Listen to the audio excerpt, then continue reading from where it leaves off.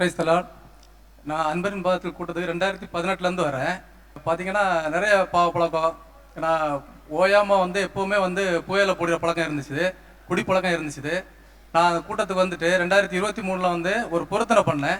நான் அந்த கூட்டத்தில் நான் வாலண்டியராக நான் ஒர்க் பண்ணுவேன்னா, அந்த ஊழியம் செய்யும் பொழுது கர்த்தர் என்னுடைய பாவ பழக்கத்தை எல்லாம் என்னிடத்து மாற்றுவாருன்னு சொல்லிட்டு ஒரு பூரண நம்பிக்கையோடு அங்கள்கிட்ட ப்ரேயர் பண்ணிட்டு நான் அந்த ஊழியத்தில் இருக்கிறேன். பாவ பழக்கத்திலிருந்தெல்லாம் விடுதலை கொடுத்தாரு. இன்னொன்று பார்த்தீங்கன்னா எனக்கு கிட்னி ஸ்டோன் 2009 இருந்தது. 2011 அப்புறம் இல்லாமல் இருந்துச்சு. திரும்ப நல்ல பெயினாக இருந்துச்சு. ஒரு நாள் டியூட்டிக்கு போயிட்டேன். போகும்போதே ப்ரேயர் ஆயில் கையில் எடுத்துகிட்டு போனேன். வலினா தாங்க முடியலை. திருவற்காட்டில் இருந்து நான் பஸ் எடுத்துட்டேன்.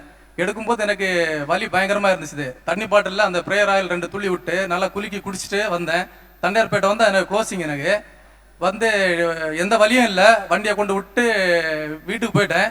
போய் தூங்கி எழும்பி யூரின் போகும்போது பார்த்தீங்கன்னா அந்த ஸ்டோன் வெளியே வந்துச்சு. இன்னொன்று பார்த்தீங்கன்னா அதே 2023 பைல்ஸ் ப்ராப்ளத்தினால ரொம்ப கஷ்டப்பட்டேன். ஒய்ஃப் சொன்னாங்க வாங்க ஹாஸ்பிட்டலுக்கு போகலாம் அப்படின்னு. இல்லை நான் ஹாஸ்பிட்டலுக்கு வரமாட்டேன் அப்படின்னு சொல்லிட்டு நான் அங்கள்கிட்ட நான் ப்ரேயர் பண்ணேன். ப்ரேயர் ஆயில் போட்டு இது பண்ணேன். 3 வருஷம் ஆகுது. எந்த பிரச்சனையும் இல்லாமல் கடவுள் என்ன ஆசீர்வதிச்சிருக்கிறாரு. ஜெபித்த அங்களுக்கும் கடவுளுக்கும் கூட நன்றி. கர்த்தருடைய பரிசுத்த நாமத்துக்கு ஸ்தோத்திரம் உண்டாவதாக. என்னுடைய பெரிய மகன் ரொம்ப துன்மார்க்கமான வாழ்க்கை வாழ்ந்துட்டு இருந்தான். ட்ரக் அடிட்டு வருஷத்தில் 10 மாதம் 8 மாதம் அவன் ஜெயிலில் தான் இருப்பான். தேராத பசங்க கிடையாது, வாங்காத கேஸ் கிடையாது. நாங்கள் பிரதர்கிட்ட சொல்லி ஜெபம் பண்ணோம். ஐயா மங்கள வார்த்தையில் ஏசையா 49:25 பலவந்தனால் கொள்ளையிடப்பட்டதும் பராக்கிரமனால் சிறைப்படுத்தப்பட்ட உன் பிள்ளையுடைய வாழ்க்கையை விடுதலையாக்கி அவனை ரட்சித்துக் கொள்வேன் என்ற வசனத்தை கொடுத்தார். அதை வச்சு வச்சு வச்சு வச்சு நான் ஜெபம் பண்ண ஆரம்பித்தேன். ஐயாவை நேரில் பார்த்து ஒரு நாள் ஜெபம் பண்ணேன். ஐயாவும் கண்ணீரோடு எனக்காக பாரத்தோடு ஜெபம் பண்ணார். அவன் கிட்டத்தட்ட இப்போ 2 வருஷமாக கேஸ் வாங்கலை, போலீஸ் ஸ்டேஷன் வாசல் மிதிக்கலை, கோர்ட் வாசல் மிதிக்கலை. கர்த்தர் அவனை மாற்றிருக்கிறார். அவனுக்கு கல்யாணமும் ஆயிடுச்சு. இப்போ ஏப்ரல் 12 குழந்தை பிறந்திருக்கு. அட்மிட் பண்ணிவிட்டு அவன் கால் பண்ணி ஸ்டீபனை ஆஃபீஸ்க்கு கால் பண்ணி சொல்லுமா இந்த பொண்ணை உள்ளே கூட்டிகிட்டு போயிருக்காங்க, எனக்கு பயமாக இருக்குது. நான் உடனே காட் லவ்ஸ் மினிஸ்ட்ரிக்கு கால் பண்ணேன். அவங்க உடனே சுகப்பிரசவத்தை ஆண்டவர் கட்டளையிடுவார் சொல்லி 40 நிமிஷத்தில் பெண் குழந்தை பிறந்திருக்குது. ஐயா சொல்லியிருக்காரு நீங்கள் ஆளையான்னு பேர் வைங்க, யாருமே அப்படி வச்சதில்லைன்னு சொன்னார். அதே பேர் வச்சு தான் நான் கூப்பிட்டு இருக்கேன் பாப்பாவை. கர்த்தருடைய பரிசுத்த நாமத்துக்கு ஸ்தோத்திரம் உண்டாவதாக.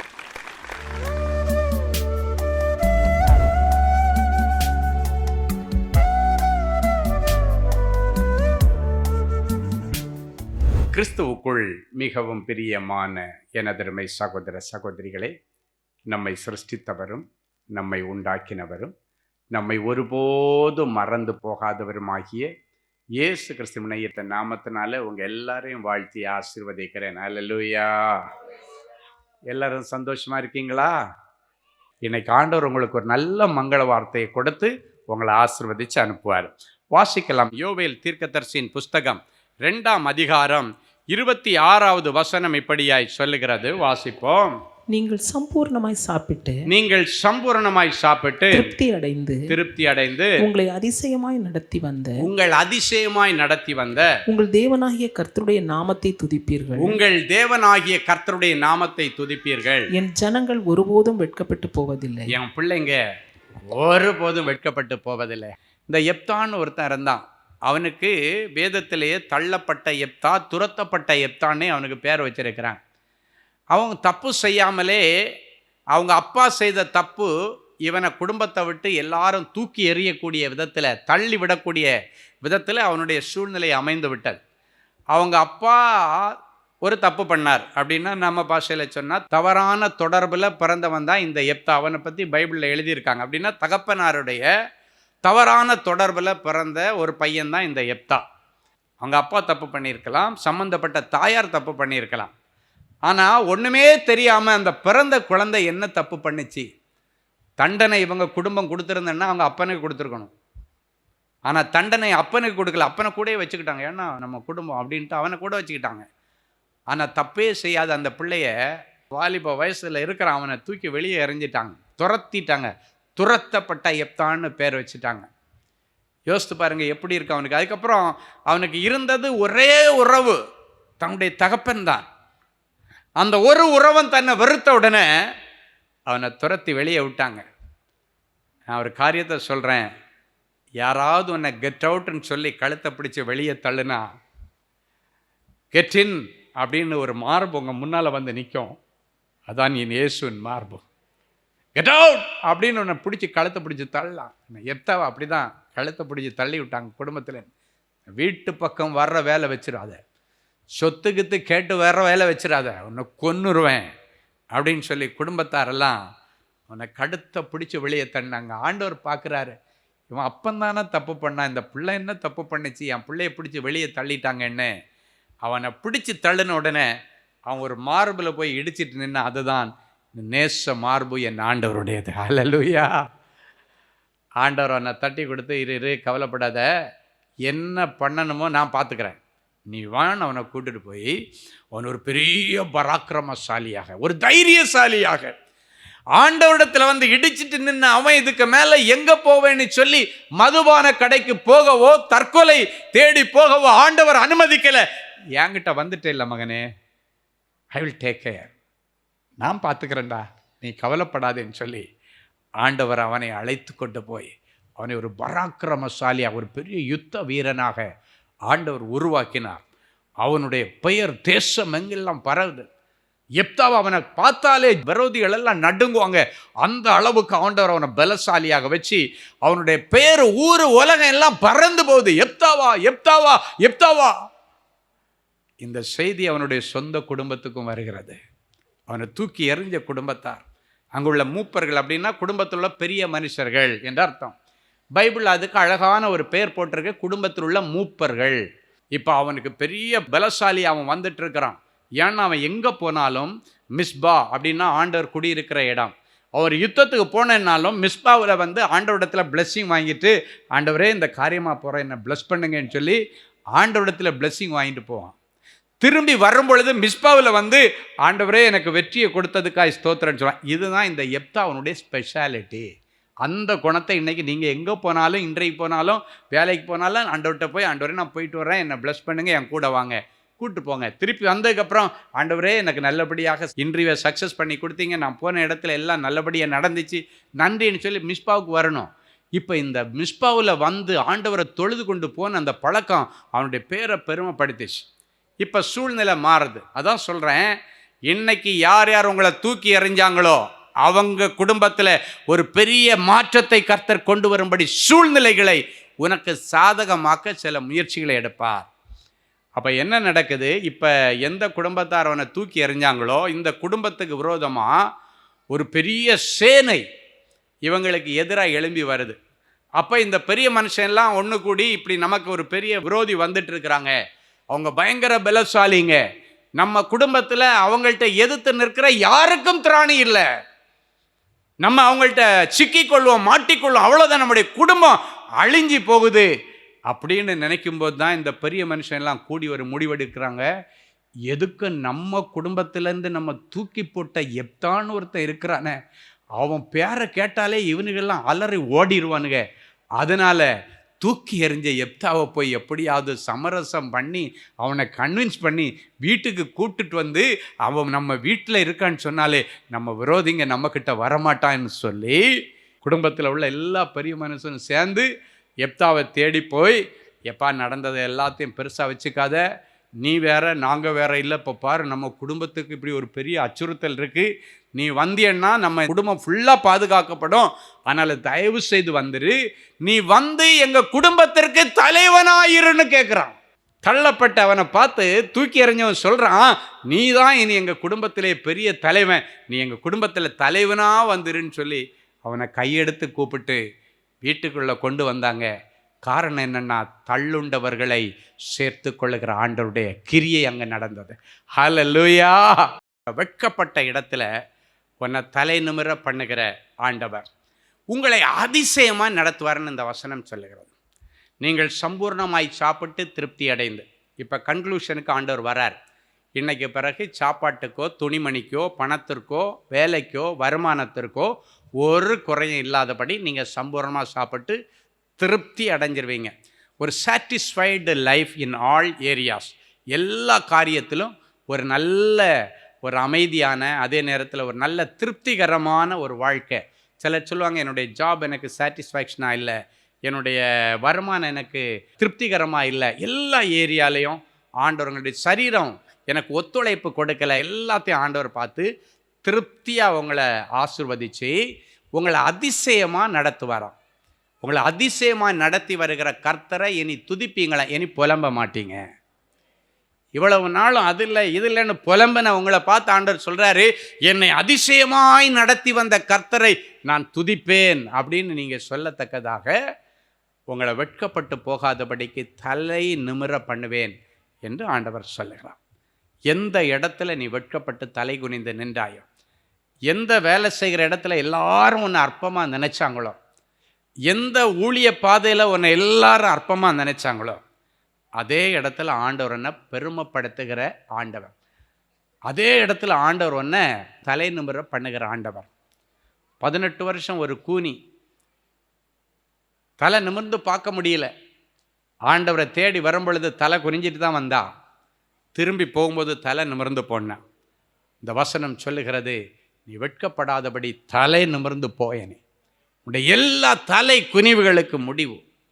கடங்காரம் முன்னால் தலை குனிஞ்சு நிற்கலாம், குடும்பத்தார் முன்னிலையில் தலை குனிஞ்சு நிற்கலாம். தலை குனிவு, அவமானம், வெட்கம் தொடர்ந்து எங்கே போய் சொல்லுவான் ஆண்டவரேன்னு சொல்லி கண்ணீரோடு தான் வந்திருக்கிற. இன்னைக்கு ரொம்ப எதிர்பார்ப்போடு வந்திருக்கிற, ஆனால் சரியான இடத்துக்கு வந்திருக்கிற.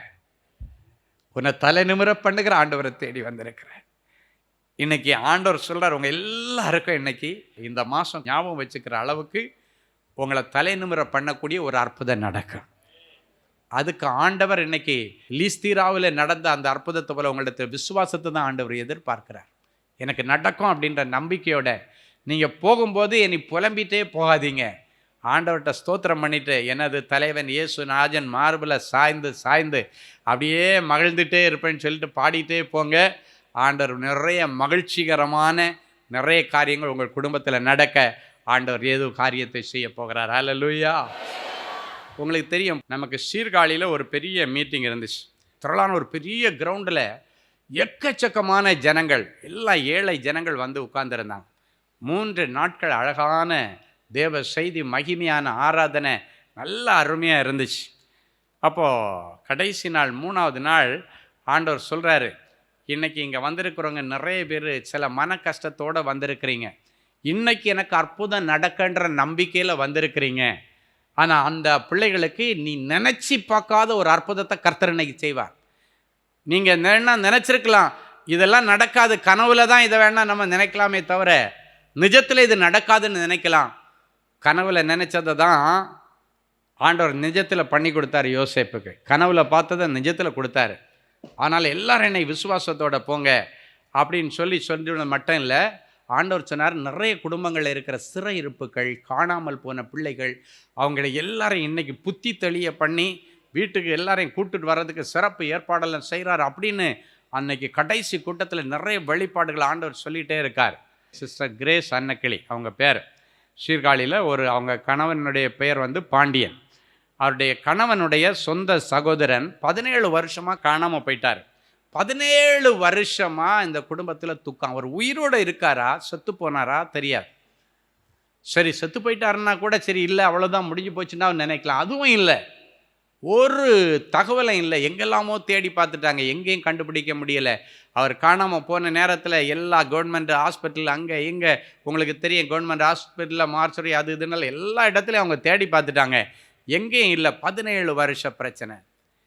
கடைசி அவங்க ஒரு முடிவெடுத்தாங்க, ஸ்டீஃபன் ஐயா சீர்காழிக்கு வர்றாரு, ஒரு நல்லது நடக்கின்ற நம்பிக்கை இருக்குது, யாருக்கு தெரியும், ஒருவேளை அங்கே வெளிப்பாடு வந்தால் வரும், நம்ம போய் மீட்டிங் போவோம். முழு குடும்பமும் அங்கே சாட்சி எழுதியிருக்காங்க. இந்த நிலைமையில் நாங்கள் முழு குடும்பமாக நம்பிக்கையோட 3 நாள் சீர்காழி மீட்டிங் வந்தோம். கடைசி நாளில் ஐயா சொன்னார், உங்கள் வீட்டிலேருந்து காணாமல் போன பிள்ளைகளுடைய மனக்கண்கள் கட்டப்பட்டிருந்தா அவங்க கண்களை எல்லாம் இன்றைக்கி திறந்து விட்டு அவங்கள இயல்பு நிலைக்கு கொண்டு வந்து அவங்க வீட்டில் கூட்டி கொண்டு வந்து சேர்ப்பேன். நீங்கள் இன்றைக்கி என்ன நடந்தால் சந்தோஷமாக போவீங்களோ அதை இப்போ கேளுங்க அப்படின்னு கடைசியாக சொன்னேன். என்ன கிடைச்சா சந்தோஷமாக போவீங்களோ அதை உங்களை சந்தோஷமாக திருப்திப்படுத்தி தான் 3வது நாள் ஆண்டவர் அனுப்புகிறார். இன்னைக்கும் இது நடக்கலைன்னா போகிற வழியில் என் பிள்ளைகள் சோர்ந்து போர்வார்களே என்று புலம்பின ஆண்டவர் நம்முடைய ஆண்டவர். ஏதாவது கொடுத்து அனுப்பணும். என்ன வேணுமோ அதை இப்போ கேளுங்க, அது நடக்கும். இவங்க குடும்பமாக நின்றுட்டு சொன்னாங்களா அந்த மைதானத்தில், ஆண்டவரே எங்களுக்கு வெள்ளியும் வேண்டாம் பொண்ணும் வேண்டாம், உயிரோடு இருக்கிறானா இல்லையான்னு தெரியாத எங்கள் வீட்டு பிள்ளைய எப்படியாவது வீட்டில் கொண்டு வந்து சேர்த்திங்கன்னா இதை விட எங்களுக்கு சந்தோஷத்தை கொடுக்குற செய்தி ஒன்றுமே இல்லை. அவங்க போய்விட்டாங்க. திங்கக்கிழமை காலையில் ஒருத்தர் அவங்க வீடு தேடி வரார். வந்து, உங்கள் அண்ணனை நான் வந்து எங்கே வேலூரில் ஒரு குறிப்பிட்ட இடத்துல சொல்கிறேன், இங்கே உங்கள் அண்ணனை நான் நேற்று பார்த்தேன். அவர் சொல்கிறானா, நான் டெய்லி வேலூருக்கு போகிறவன், அவன் என் கண்ணில் படவே இல்லானா நேற்றைக்கு அப்படின்னு அந்த மீட்டிங் நடக்கிற அன்னைக்கு பாருங்கள், யோசித்து பாருங்கள். கரெக்டாக அந்த ஜெபம் முடியுது, அந்த ராத்திரி வேளையில் இவன் கண்ணில் படுறான். அவன் சொல்ல, நேற்றைக்கு ராத்திரி தான் அவனை பார்த்துட்டு வந்தேன், அவன் தான் எனக்கு நல்லா தெரியும். யாரை சொன்ன உடனே எல்லாரும் வண்டி எடுத்துட்டு சந்தோஷமாக அங்கே போனாங்க. பார்த்தா அப்படியே சொந்த சகோதரன் அல்லேலூயா புத்தி தெளிந்து அமர்ந்திருக்கிறதை கண்டு வீட்டுக்கு கூட்டு வந்து அங்கே சாட்சி அனுப்பியிருக்காங்க.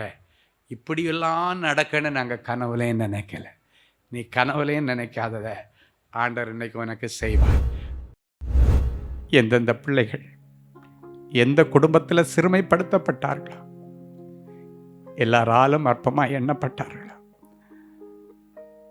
என் பிள்ளைகளை சிரமப்படுத்தினாங்க, அந்த இடத்துல என் பிள்ளைகளை நிற்பருக பண்ண.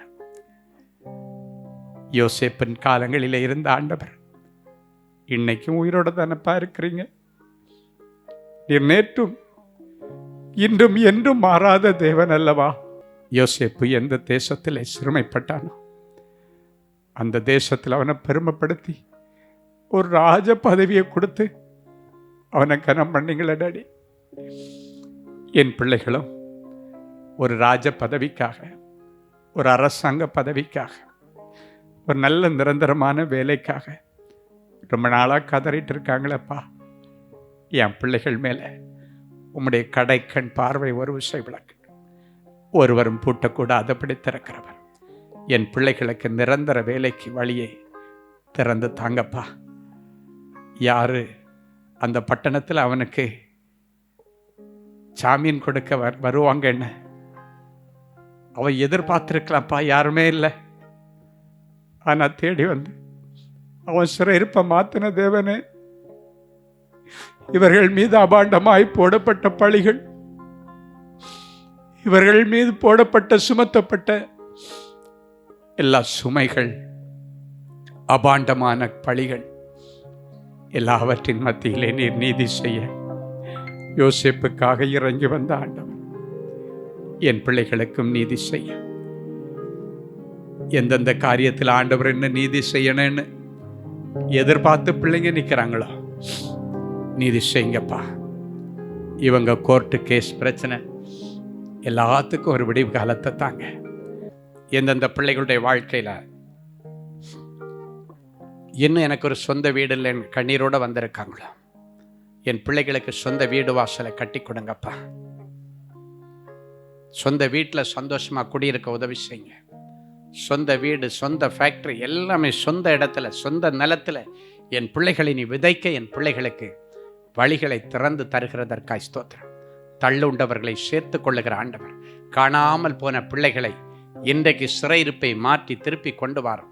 தள்ளப்பட்ட மனைவிமார்களுக்கு மறுபடியும் புருஷன் தேடி வந்து அவர்களை ஏற்றுக்கொள்ளக்கூடிய விதத்திலே இன்றைக்கு இரவோடு இரவாக ஒரு அற்புதத்தை செய்து பிரிந்து கிடக்கிற குடும்பங்களை இணைப்பீராக. தள்ளப்பட்டவர்களை ஆண்டவருடைய நேச மார்பிலை அணைத்து அவர்களுக்கு மறுவாழ்வு கொடுப்பீராக. இவர்கள் வெட்கப்பட்டு தலைகுனிந்து நின்ற இடத்திலே இவர்கள் பெயரை பெருமைப்படுத்தும் நிறைஞ்ச மனசு இவர்களை ஆசீர்வதிக்கிறேன். கர்த்தர் பெரிய காரியங்களை செய்வீராக. இயேசுவின் மூலம் பிதாவே, ஆமேன், ஆமேன், ஆமேன். அன்பு தேவனுடைய பிள்ளைகளே, இந்நிகழ்ச்சியின் மூலம் நீங்கள் பெற்றுக்கொண்ட ஆசீர்வாதங்களையும் உங்கள் ஜெப விண்ணப்பங்களையும் அனுப்ப வேண்டிய முகவரி: தேவனின் அன்பு ஊழியங்கள், Vinayak avenue, OMR road, Okkiyam, Thoraipakkam, Chennai 600097. மேலும் 24 மணி நேர ஜெப உதவிக்கு 04424547999 மற்றும் 9941150999 என்ற எண்களுக்கு தொடர்பு கொள்ளுங்கள்.